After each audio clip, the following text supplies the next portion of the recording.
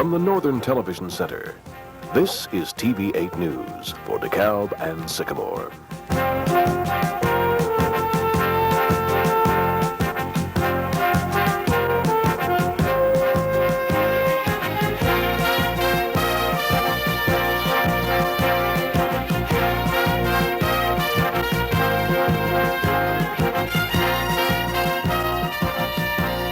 Good evening and welcome to TV8 News. I'm Jonathan Wallace. And I'm Angela McClintock. Thanks for joining us this evening. On top tonight, 300 jobs and millions of dollars are on the way to DeKalb. The Contel Corporation is putting one of 6 regional headquarters in the city. Governor Jim Thompson made the announcement this morning at a Chicago news conference with company and city officials at his side. Contel Corporation, which began its operations in Illinois years ago with a tiny telephone exchange in Millstadt, Illinois, and now boasts nearly 1,000 employees in this state, has agreed as part of its corporate restructuring to bring its Great Lakes operating group to DeKalb, Illinois, with 300 new jobs for our state. The company will invest $10 million in the local economy. DeKalb Assistant City Manager Gary Bowden believes this will provide a big boost to the area. Oh, yes. There's no question. 300 new jobs locating in the community. I can't think of an industry in the last 10 years that's brought that many new jobs to the community. It also is a different type of job. These are mostly white-collar type jobs, and we've long felt that office research park type industries are something that DeKalb has the ability to address. Contel states the type of jobs coming to DeKalb will be telecommunicating, engineering, and finance positions. The state and federal governments are giving more than $1 million in grants to pay for the deal. The Department of Commerce and Community Affairs will give a $750,000 grant to DeKalb to help pay for needed streets and sanitation improvements. The department will also provide $300,000 for employee training. Much of the money was given to the state by the federal government. The DeKalb site was competing against 5 other states: Iowa, Indiana, Minnesota, North Dakota, and South Dakota. Contel Division President Charles Rexroth finds DeKalb was an easy pick. Not only is it centrally located in our our area that to be served by the Great Lakes group headquarters, but we had an established workforce there of about 150 people. Most of them will remain. We also have a good working relationship with the state of Illinois. One possible site for the headquarters is the vacant Wurlitzer complex south of the I-88 tollway. Negotiations are underway for the 132,000 square foot building, but the company is also looking elsewhere. From that point on, why there's no facility in the DeKalb proper or in Sycamore, as a matter of fact, that would house us. So it would be a construction alternative, and we would be looking at a number of building sites available to us. Contel expects the site selection process to take more than a year. Reporting from the State of Illinois Center in downtown Chicago, Tony Thomas, TV8 News. The new Contel headquarters will employ around 450 people. About 200 of these workers will be relocated to this area. Around 150 Contel jobs currently in the DeKalb-Sycamore area will be kept, and around 100 new jobs will be created. Along with jobs, officials are excited about many other effects it could have on the economy. DeKalb Mayor Greg Sparrow believes DeKalb will be benefited by Contel and some of its employees moving into the area. I think you're going to see an influx of about 300 families to the area. You can imagine what that's going to do for the housing and construction trades business. You can imagine the impact of those jobs, looking at the types of jobs that are coming, what impact that's going to have on the economy because of retail and commercial sales. Certainly all of those factors figured in is a big boost to the economic development efforts of the people who have been involved over the last decade, literally the last 10 years. Sparrow states 400 lots for new homes are ready to go on the market and for construction to begin this summer for new residents. Sparrow reports there are lots for new homes along West Lincoln Highway, South Annie Glidden Road, and several other sites around DeKalb. Though these single-family home lots along South First Street are now empty, they soon will be filled with construction activity for some of the new Contel employees coming this year. DeKalb School Board President John Ray says the new people will make a great impact on the schools, but he states it can't be sure of the impact until it sees which schools will be hit the hardest. Ray believes there could even be staffing and programming changes in the future because there will be more kids attending the schools. Sparrow thinks Contel is the biggest company to come to DeKalb in terms of the number of job opportunity, and states the company is a big boost for DeKalb's economic effort because DeKalb will probably get more inquiries from other businesses now. One DeKalb man remains in serious condition at St. Anthony's Hospital in Rockford following last night's car accident at Route 23 and Perry Road. 16-year-old Jeremy Grubbs was attempting to run northbound onto Route 23 when he was struck by another car driven by 41-year-old Carol Jordal from Earlville. She was heading southbound on 23. Jordal was treated and released from Kishwaukee Hospital, but Grubbs was flown to Rockford for emergency treatment. Police say the accident is still under investigation, but add some arrests are pending. Police are still seeking a man involved in the armed robbery that occurred at Hickey's Corner Store on Route 38 in Malta. Last Wednesday night at 9:45, a white man entered the store and at gunpoint ordered the clerk to put the register money into a bag. The suspect is being described as 5'7" to 5'10", thin to medium build, and blonde or light brown shoulder-length hair. If you know who committed this crime, you can call Crime Stoppers at 895-3272. The call could be worth up to $1,000. That number once again is 895-3272. And up next on TV8 News, Kmart is making some changes in stores nationwide, and we'll tell you how that one in Sycamore is being renovated. And we'll also be starting a series of stories looking at the history in the area. Tonight we'll be taking a look at the 3 men who helped make DeKalb the barbed wire capital.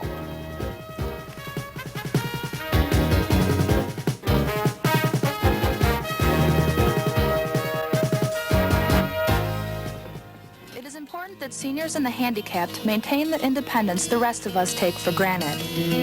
The Voluntary Action Center, established in 1974, is a funded, nonprofit agency with a dedicated staff and caring volunteers who provide transportation and nutrition services for the citizens of DeKalb County.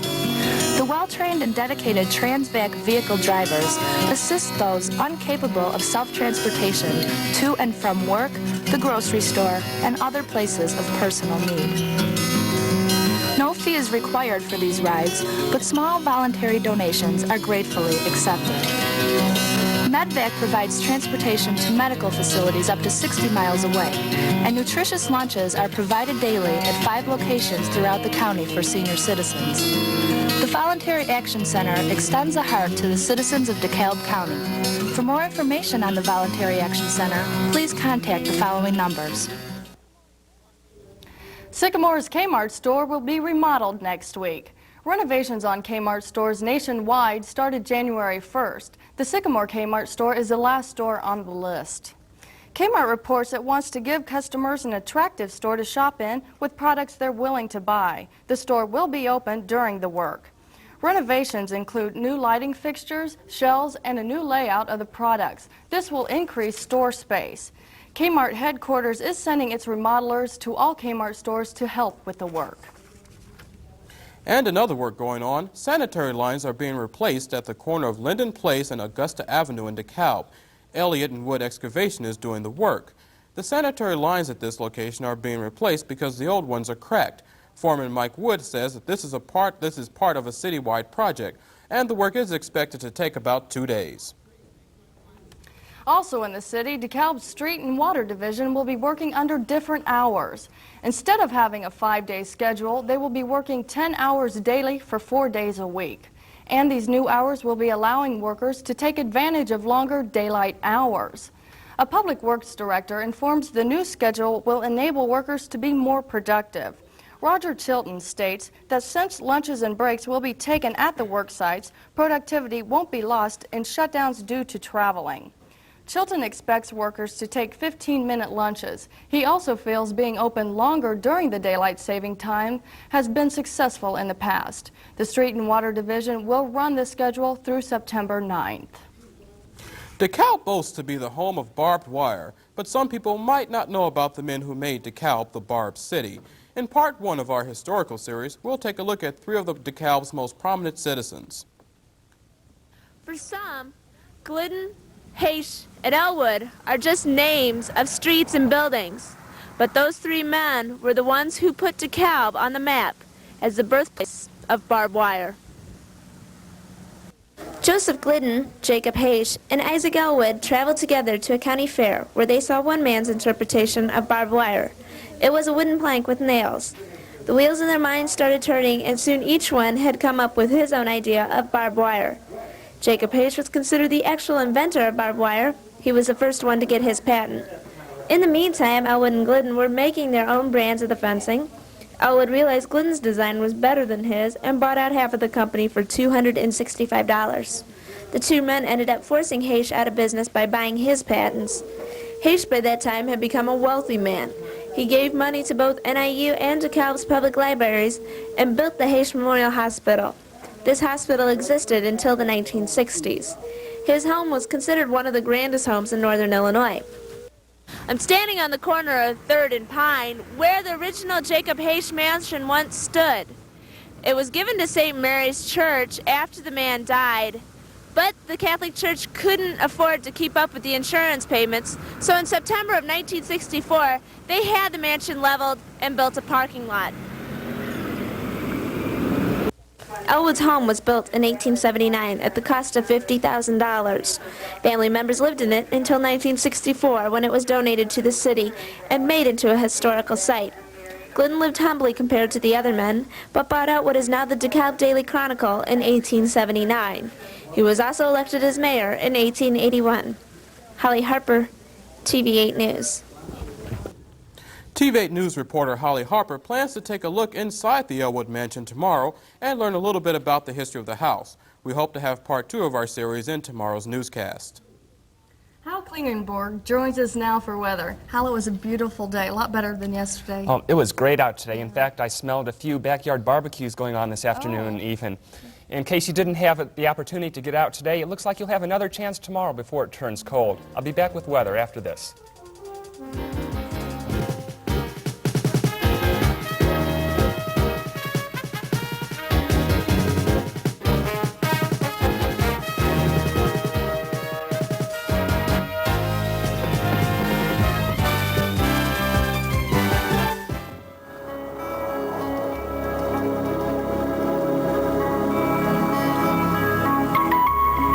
Each year, 30 million pets are left unwanted. These animals are usually abandoned and wind up on the streets, cold, hungry, and unloved. 30 million a year. That equals 577,000 a week, 81,500 a day. If you take a pet into your home, you're making a promise to love and care for that animal. The DeKalb County Animal Welfare Shelter asks a simple favor. Please, keep your promise.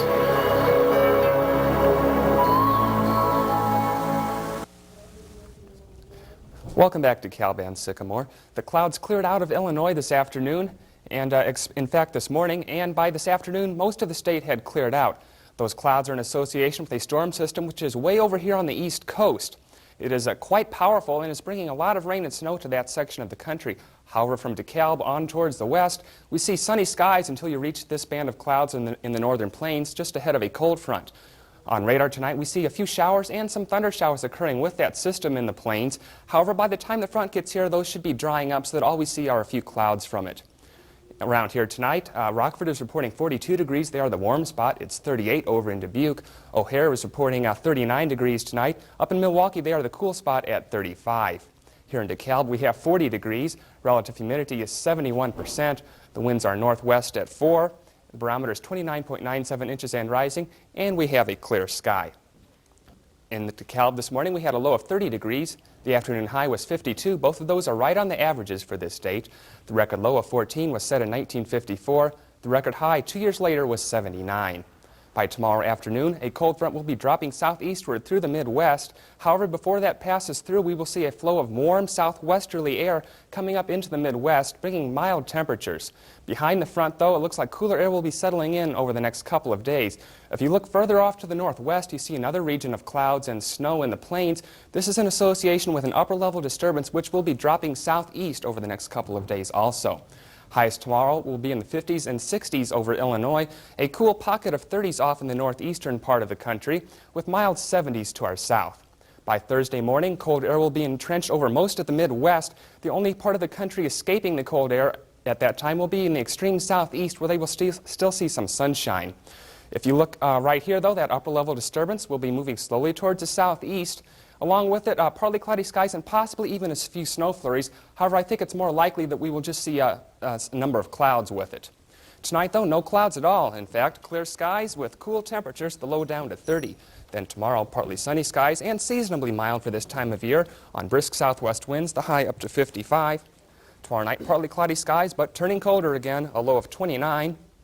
Then on Thursday, partly cloudy skies. Some flurries will be possible, but look at this. The temperatures will be struggling to make it to the 40-degree mark.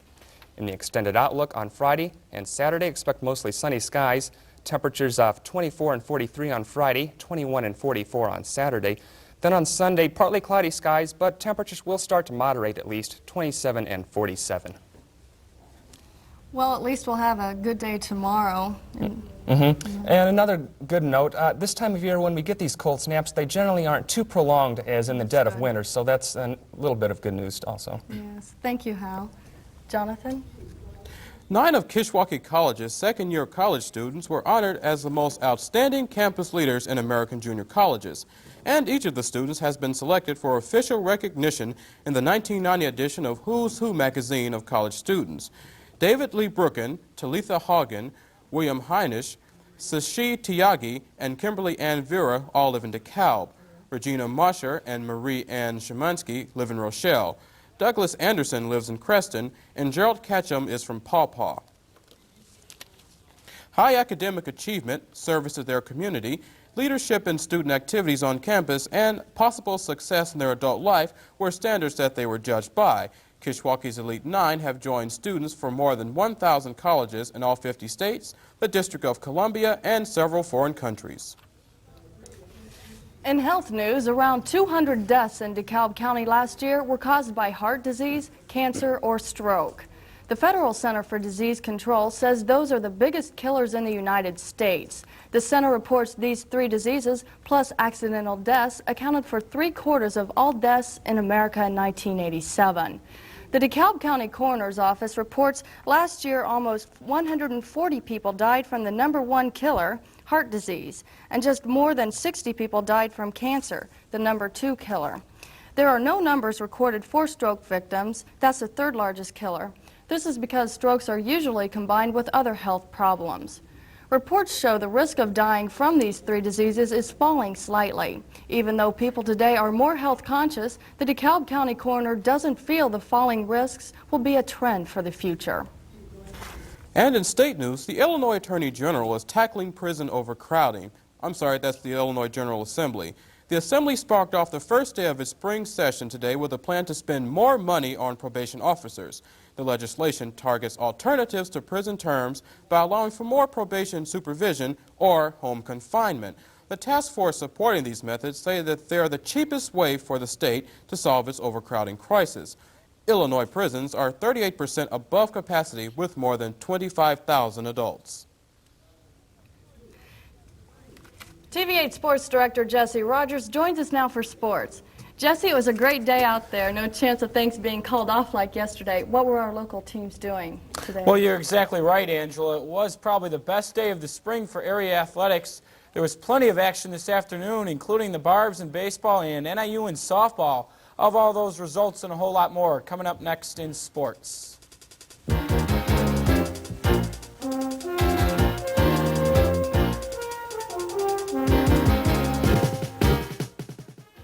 NIU women's basketball team had a sensational season, and if you would like information on how you can meet the team and be on television with them, just listen. Hi, I'm Denise Dove. If you'd like to talk to me or any of the other women's Hi, I'm Chris Weiss. If you'd like to talk to me or any of the other women's basketball players, call the number on your screen now, and you can be part of our studio audience on AE Rose Spotlight.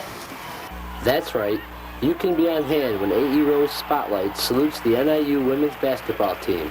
Just call the number on your screen, 748-3970, to reserve your space in our studio audience. You can meet the team and ask them questions. But call now. Space is limited. Come check us out. Check us out. On top tonight in sports, the DeKalb Barb baseball team played its third straight road game of the young season this afternoon. The Barbs had a beautiful day for a ball game and traveled to Rockford-Guilford for a 4:30 contest. DeKalb was coming off a doubleheader split with Sycamore and looking to win its second game in a row. That's exactly what they did. As we'll take a look at the final, DeKalb pounded Rockford 14-7. Craig Taffel and Chris Smith both went 3 for 4 with 3 RBIs. The Barbs were up 12-0 after 2 innings and coasted from there. DeKalb is now 3-1 on the season. DeKalb will open its home season on Friday when it hosts Rockford Jefferson. Game time is set for 4:30 at DeKalb High School. Now back at home, the NIU women's softball team was playing its home opener today. May seem strange that the Huskies have played 16 games away from home already. However, Northern has been playing in warmer temperatures down south, including the first 11 games which were played in Houston over spring break. The Huskies stand at 6-10 and hope the friendly confines would give them an edge. So we'll go out to NIU Park there. NIU was hosting Bradley for the opener, a scheduled doubleheader. We'll pick it up in game 1. Second inning, Huskies already up 4-0, are looking to get some more. Bases loaded, 1 out. Heidi Hutchinson flies out to left there, and we'll have a runner tag up, but she can't make it home, and Hutchinson doesn't get the batter in. The next batter, Mary Borum, does the same as she flies out, and the Braves are out of a jam, but with the way Dawn Warden is pitching, the Huskies look pretty good. Sue Eggleston pops out there, and coaches Abrahamson and Donna Martin like how it's going, but the Braves get something going. This Michelle Riggio single gets 2 Brave players on base. Coach Martin a little worried, so she takes a trip, and there's a meeting out on the mound. The talk must have not been very good because the next batter pokes a single to right and drives in the Braves' first run of the game. As she crosses the plate there, NIU gets out of the inning here on a good play by the third baseman and beats her by a step there, but Northern is unable to score another run the whole entire afternoon. The Braves pull out a come-from-behind 5-4 win. So going to the scoreboard in game 1, the Huskies lose at 5-4. The Braves had 2 runs in the 7th inning to pull out the victory. And in game 2 of the twin bill, the final in that one, well, it was a tie because Northern and Bradley went 8 innings and tied 4-4. There's the final. It was called on darkness. Lisa Guilfoy for the Huskies went 4 for 4 on the afternoon. Northern's record now stands at 6-11-1 on the season. Turning back to high school athletics, both DeKalb and Sycamore's track teams were in action today. That's boys track. DeKalb was on the road at West Chicago while Sycamore ran at Oswego. So going to the scoreboard in those matches, we see that DeKalb was killed by West Chicago. They're 91-49. Sycamore didn't do too much better. Oswego dominated over them 97-35. DeKalb's next meet is next Tuesday at home versus Elgin and Aurora in a 3-meet match, while the Spartans will continue on the road that same day at Plainfield. And briefly in sports, the DeKalb boys tennis team had its season opening match today versus Harlem. The Barbs were on the losing end of it, 4-3 in single matches. Also, the girls' soccer team from DeKalb was at Hinckley Big Rock for the first of its 5 straight road games. The girls came out of it with a 0-0 tie there and will play next Thursday at Naperville. Finally, the Sycamore girls' track team hosted Shabana and Leland today, coming out near the bottom. Oswego was also involved in the match, and they won with 120 points. Sycamore ended up in 4th with 39.5 points. So, Jonathan and Angela, a lot of sports going on, especially in the high school today. Some wins for the area teams and some losses. Yeah, Yeah, and they're going to be playing more as Yeah, it goes on, too. it's as I said, the tennis team just started up, so now we have tennis, boys and girls track, boys baseball, girls softball, and some NIU sports as well. So it's going to be a busy spring. Yeah, sounds like that. Thanks, Jesse. Jonathan? Thank you, Angela. And finally tonight, some DeKalb students will be experiencing life in the wilderness this week for class. Nearly 125 Clinton Rosette 6th graders will be heading out tomorrow to the NIU Laredo Taft campus in Oregon, Illinois for 2 days. A group of students the same size has been at the campus since Monday and will be returning home tomorrow. A DeKalb parent chaperoning the trip feels it's good for the kids to get away from the classroom setting. An NIU graduate will be helping out on the trip. Cindy Dotson will be teaching the kids poetry. And besides this class, there are 9 others. They include water study, math, and cooking. 7 DeKalb High School National Honor Society students are also volunteering as chaperones for credit. I hope those kids have a lot of fun tomorrow. More fun than me because I'm a great indoors person. Yeah, and that's it for our newscast tonight. Thanks for tuning in this evening. And of course, we'll be back tomorrow night with more local news, weather, and sports. We'll see you again. Good night. Good night. Good night. Good night.